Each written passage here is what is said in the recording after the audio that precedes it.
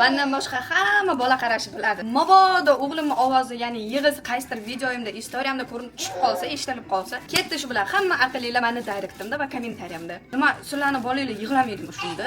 Injiqlik qilmaydimi bolalaringlar? Nimaga meni bolam bunaqa ekani? Aytgani bo'lmasa yig'laydi, qorni ochib qolsa yig'laydi, bir xil payt ko'tarib deb yig'laydi.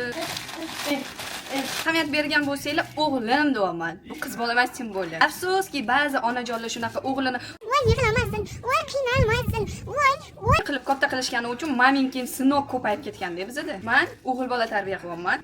Tarbiya berish meni vazifam. Men u bolani onasi silaman. Eng qiziq joyi erkinligi nima bor? Aql o'rgatib. Voy 1 soat oldin bitta bolani eplab qarab qo'yinglar, undan keyin mayli menga aql o'rgatinglar. Men voy ashno qaralar ekan deb eshitib o'tiray.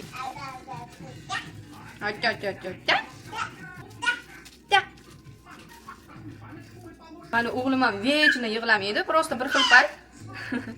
Prosta bir xil payt shunaqa injiqligi tutib qoladi. Tim bo'yli hozir 2-3 kundan beri uzoq yo'ldan, uzoq masofadan kelganimiz uchun injiqlik qilyapti-da, yig'isi qilyapti. Aytgani bo'lishini xohlayapti. Buvilari, tog'alari, kenayisi birdaniga hammalari yo'qolib qolishgani uchun meni ham doim yonida bo'lishimni xohlayapti. Bu ham meni tashlab ketadi deb qo'rqib qoldi. O'g'il bolani kim qanday tarbiya qiladi bilmayman-ku, meni eng yomon ko'rganim nima bo'lsa ham yugurib borib onasiga yig'laydigan o'g'il bola. Men o'zim harakat qilaman, meni bolam unaqa bo'lmasin deb. Balkim sizlarga yoqar, yugurib borib onasiga yig'lab o'tiradigan o'g'il bolalar menga yoqmaydi. Borovamiz bir xillarni katta bolasini ham yoshligidan og'zidan chiqqanini qilib berishgan, hozirgacha qilib yurishibdi. Bittasi yozadi: Voy bunga telefon kerak, bola keling mahalla, bolasi yig'lab yotibdi.